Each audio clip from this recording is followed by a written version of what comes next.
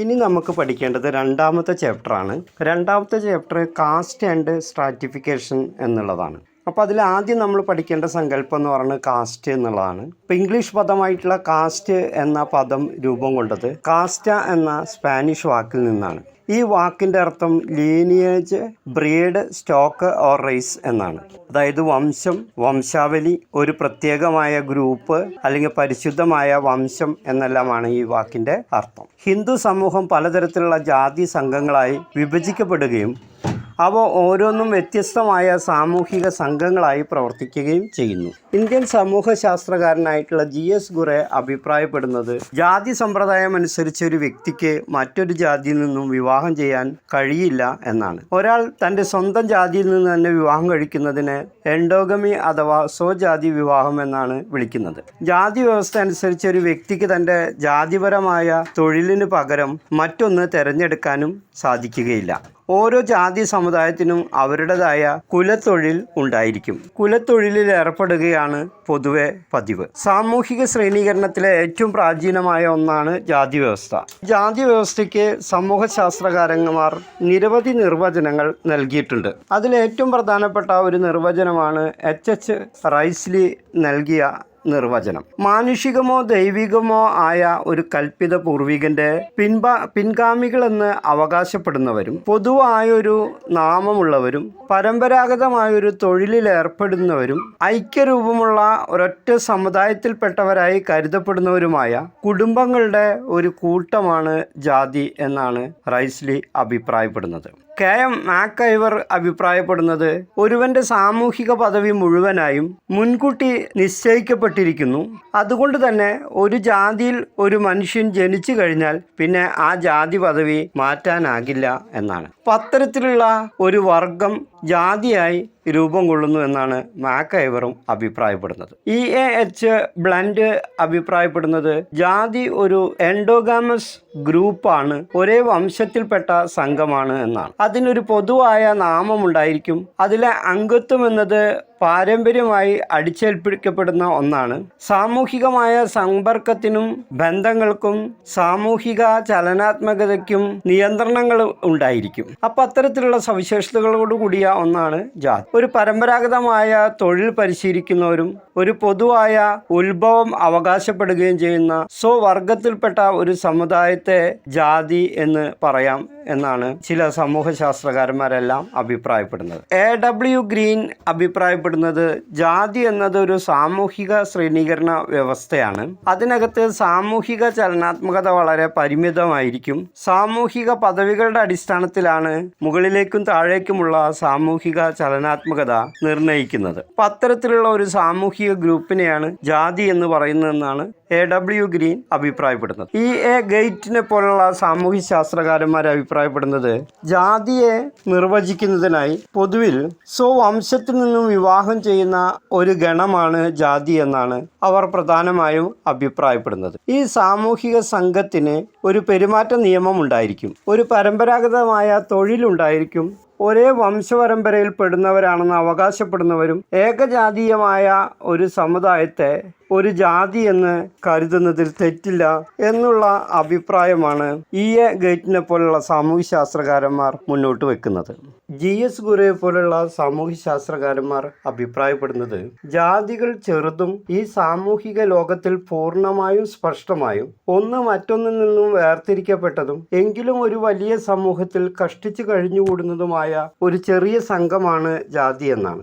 ഇന്ത്യയിൽ ജാതി വ്യവസ്ഥ രണ്ട് സങ്കല്പങ്ങൾ ഉൾപ്പെടുന്നതാണ്. ഒന്ന് വർണ്ണം, രണ്ട് ജാതി. എന്നാൽ വർണ്ണം എന്ന സങ്കല്പം ഏറെക്കുറെ മുഴുവനായും സമൂഹത്തിൽ നിന്നും അപ്രത്യക്ഷമായിരിക്കുന്നു. ഇന്ന് വർത്തമാനകാല സമൂഹത്തിൽ യാഥാർത്ഥ്യമായി നിലനിൽക്കുന്നത് ജാതി മാത്രമാണ്. ഇനി നമുക്ക് പ്രധാനമായും അറിയേണ്ടത് origin of the caste system എന്നുള്ളതാണ്. ജാതി വ്യവസ്ഥയുടെ ഉത്ഭവം, അതുമായി ബന്ധപ്പെട്ട പ്രധാനപ്പെട്ട സിദ്ധാന്തങ്ങൾ എന്തെല്ലാമാണെന്നുള്ളതാണ്. അപ്പോൾ ജാതിയുടെ ഉത്ഭവത്തെക്കുറിച്ച് വ്യത്യസ്തമായ നിരവധി സിദ്ധാന്തങ്ങൾ നിലവിലുണ്ട്. പ്രധാനമായും 5 സിദ്ധാന്തങ്ങളാണ് ഉള്ളത്. ഒന്ന് വംശീയ സിദ്ധാന്തം അഥവാ റേഷ്യൽ തിയറി, 2 തൊഴിൽപരമായ സിദ്ധാന്തം അഥവാ ഓക്യുപ്പേഷണൽ തിയറി, 3 ട്രഡീഷണൽ തിയറി അഥവാ പരമ്പരാഗത സിദ്ധാന്തം, 4 റിലീജിയസ് തിയറി അഥവാ മതപരമായ സിദ്ധാന്തം, 5 പൊളിറ്റിക്കൽ തിയറി അഥവാ രാഷ്ട്രീയ സിദ്ധാന്തം. ഈ 5 സിദ്ധാന്തങ്ങളും നമ്മൾ വിശദമായി പഠിക്കേണ്ടതായിട്ട് ഉണ്ട്. ഇപ്പോൾ റേഷ്യൽ തിയറിയുടെ പ്രധാന ഉപജ്ഞാതാവ് H.H.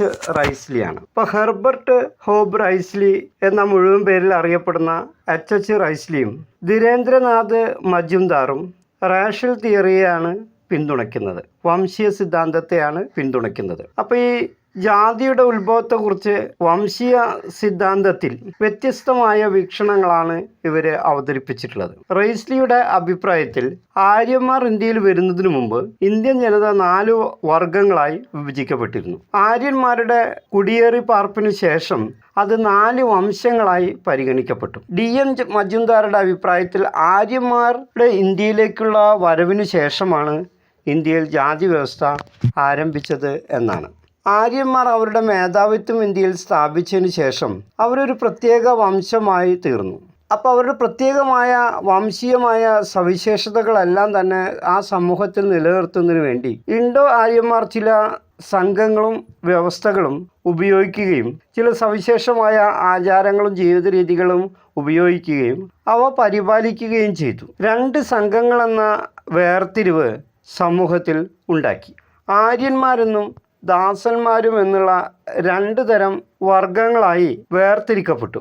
ആര്യന്മാർ വർണ്ണസമ്പ്രദായം ആരംഭിച്ചു. ആര്യന്മാരെയും അനാര്യന്മാരെയും വേർതിരിച്ചറിയാനാണ് വർണ്ണസമ്പ്രദായം ആരംഭിച്ചത് എന്നാണ് മജുംദാർ അഭിപ്രായപ്പെടുന്നത്.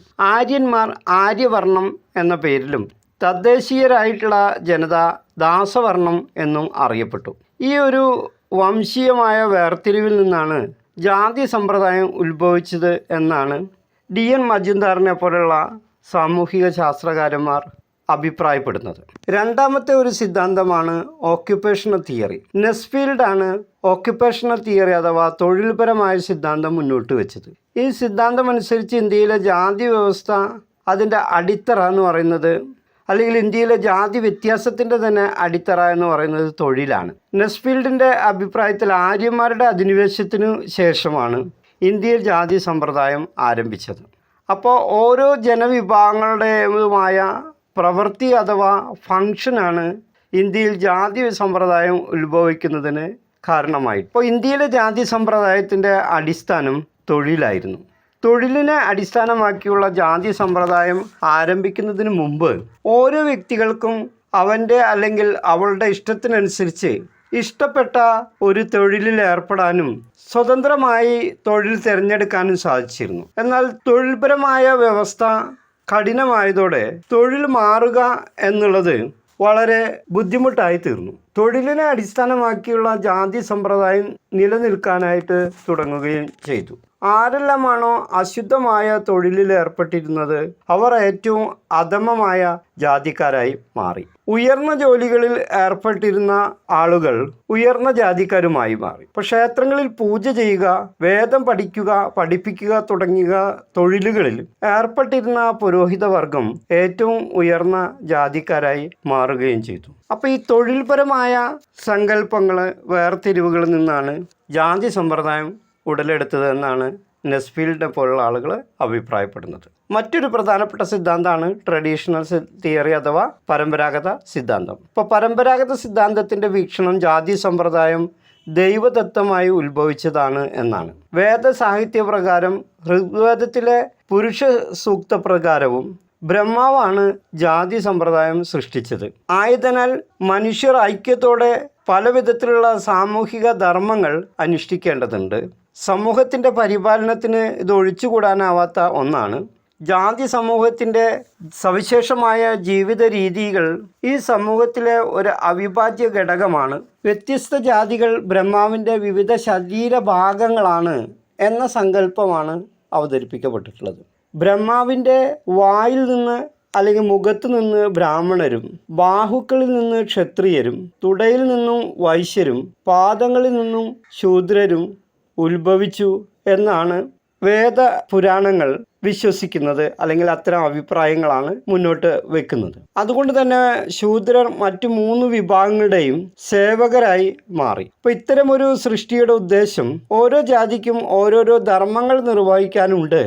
അപ്പോൾ ബ്രഹ്മദേവനാൽ സൃഷ്ടിക്കപ്പെട്ട ജാതി മനുഷ്യൻ്റെ ഇച്ഛാനുസരണം മാറ്റാൻ കഴിയില്ല എന്ന ഒരു വീക്ഷണമാണ് ഈ പരമ്പരാഗത സിദ്ധാന്തത്തിൻ്റെ ഒരു പ്രധാനപ്പെട്ട സങ്കല്പം. അപ്പം അത് ദൈവദത്തമായി സൃഷ്ടിക്കപ്പെട്ട ഒന്നാണ് എന്ന സങ്കല്പമാണ് പരമ്പരാഗത സിദ്ധാന്തത്തിലൂടെ മുന്നോട്ട് വെക്കപ്പെടുന്നത്. ഇപ്പോൾ DN മജുംദാർ പറഞ്ഞിട്ടുള്ളത്, വർണ്ണത്തിൻ്റെ ദൈവദത്തമായ ഉത്ഭവത്തെ നാം ഗൗരവമായി എടുത്താൽ മനുഷ്യ സമൂഹത്തിൻ്റെ നിലനിൽപ്പിൻ്റെ വിശദീകരണം ഈ സമൂഹത്തിൻ്റെ ധർമ്മ നിർവഹണപരമായ വിഭജനമാണ് ഈ ജാതി വ്യവസ്ഥയുടെ എല്ലാം അടിത്തറ. അപ്പോൾ ഈ സിദ്ധാന്തത്തിന് പ്രായോഗികമായ പ്രാധാന്യം ഏറെയുണ്ട് എന്നാണ് മജുംദാറിനെ പോലുള്ള ആളുകൾ അഭിപ്രായപ്പെടുന്നത്. ഇപ്പോൾ വിവിധങ്ങളായിട്ടുള്ള ജാതികൾ അവരുടെ ഉത്ഭവത്തിൻ്റെ അല്ലെങ്കിൽ അതിൻ്റെ ഉറവിടത്തിൻ്റെ അടിസ്ഥാനത്തിൽ വ്യത്യസ്തങ്ങളായ ധർമ്മങ്ങൾ നിർവഹിക്കുന്നു. പ്രധാന ജാതികളിൽ നിന്നും വിവിധങ്ങളായ ഉപജാതികളും